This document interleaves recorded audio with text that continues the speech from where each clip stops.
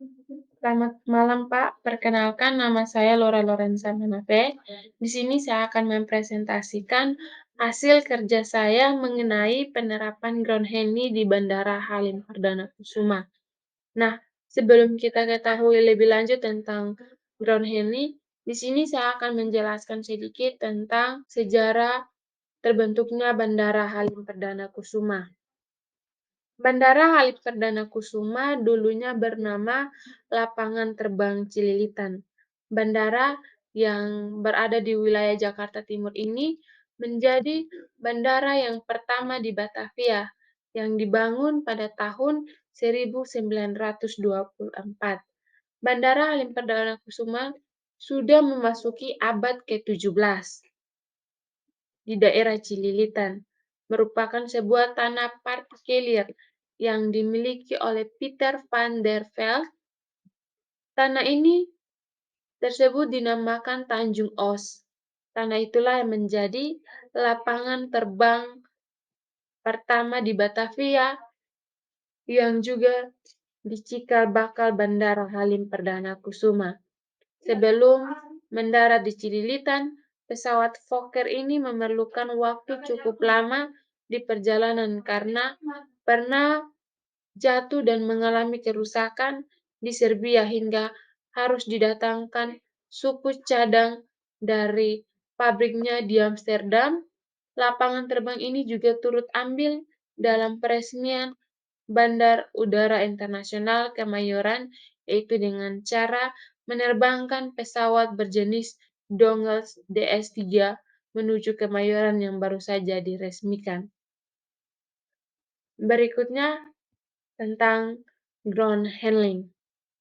Ground handling yaitu suatu kegiatan di bandara terkait dengan pelayanan perusahaan, penerbangan atau airlines terhadap penumpang dan barang atau bagasi, pesawat udara, awak pesawat, kargo, pos, peralatan pergerakan pesawat udara di darat, dan pesawat udara selama berada di bandara, baik keberangkatan atau departur maupun kedatangan atau arrival.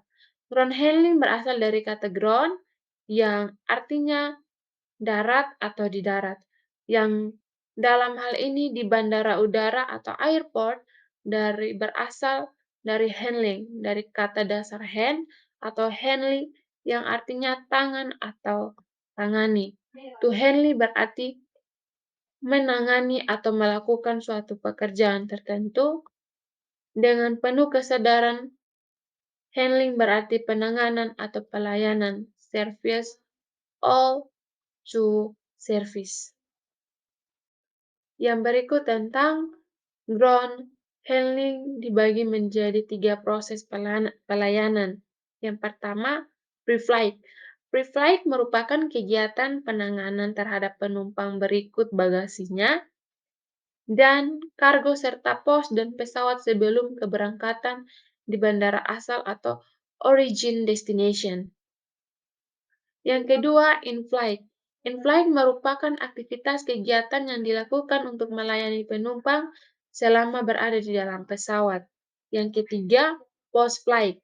Post-flight merupakan kegiatan penanganan terhadap penumpang beserta bagasinya dan kargo serta pos dan pesawat setelah penerbangan di bandara tujuan atau destination.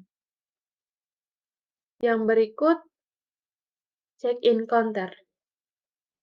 Check-in counter merupakan tempat untuk melakukan proses penempatan terhadap penumpang beserta bagasi bawaannya yang akan ikut ke dalam suatu penerbangan. Nah, fungsi dari check-in counter sendiri yaitu untuk menerima proses check-in yang dilakukan oleh penumpang agar dapat memperoleh dokumen yang bernama boarding pass, sehingga penumpang yang akan naik ke dalam suatu pesawat dapat masuk ke dalam ruang tunggu keberangkatan atau dinamakan boarding gate. Dokumen apa saja yang harus disiapkan saat melakukan check-in? Yang pertama, KTP, berikut paspor atau visa, yang berikut surat vaksin. Yang berikut, tanggung jawab staf check-in konter. Yang pertama, wajib memberikan standing rating kepada setiap penumpang, meminta tiket dan identitas asli untuk mengecek nama flight number, tanggal flight, dan selanjutnya melakukan input di sistem. Berikut, check-in wajib bertanya kepada penumpang mengenai bagasi. Penumpang dipersilakan untuk menaruh bagasi di kopior, lalu label bagasi yang ditempelkan di bagasi. Ditimbang untuk mengetahui berat bagasi sesuai standar atau ada bagasi lebih. Jika lebih, penumpang diharuskan menuju kasir untuk melakukan pembayaran. Jika tidak, maka penumpang akan diberikan sanksi. Yang berikut, staf check-in memberikan boarding pass kepada penumpang, lalu staf check-in wajib memberikan penjelasan kepada penumpang mengenai waktu keberangkatan, nomor ruang tunggu, nomor kursi, dan label bagasi. Selanjutnya, penumpang menuju gate atau ruang tunggu dan menyerahkan boarding pass kepada staf gate. Setelah itu, penumpang siap untuk masuk ke dalam pesawat. Yang berikut, nah, apa sih perbedaan boarding pass dan boarding gate? Yang pertama, boarding pass. Boarding pass digunakan sebagai dokumen resmi untuk memasuki gerbang atau gate penumpang saat memasuki pesawat. Petugas akan memeriksa boarding pass kita saat memasuki gerbang. Kita tidak akan diizinkan untuk memasuki gerbang jika tidak bisa menunjukkan boarding pass, dan boarding pass juga digunakan oleh pihak otoritas bandara untuk memantau keberadaan setiap orang yang menggunakan jasa penerbangan. Untuk kepentingan keamanan, dengan memiliki boarding pass, kita akan lebih mudah untuk mendapatkan bantuan petugas saat kesulitan untuk menemukan akses ke pesawat. Boarding pass berisi sejumlah informasi penting mengenai keberangkatan atau departur, antara lain yang pertama yaitu nama calon penumpang. Yang berikut, nomor penerbangan, kelas, waktu boarding atau boarding time, jam keberangkatan, gerbang gate, nomor seat atau kursi penumpang, kota asal penerbangan, kota tujuan penerbangan, permintaan khusus jika ada, nomor boarding pass, barcode, nama dan logo maskapai penerbangan, pesan untuk calon penumpang. Yang berikut, boarding gate. Boarding gate merupakan sebuah gerbang atau pintu yang berfungsi untuk melakukan proses memberangkatkan para penumpang ke dalam pesawat.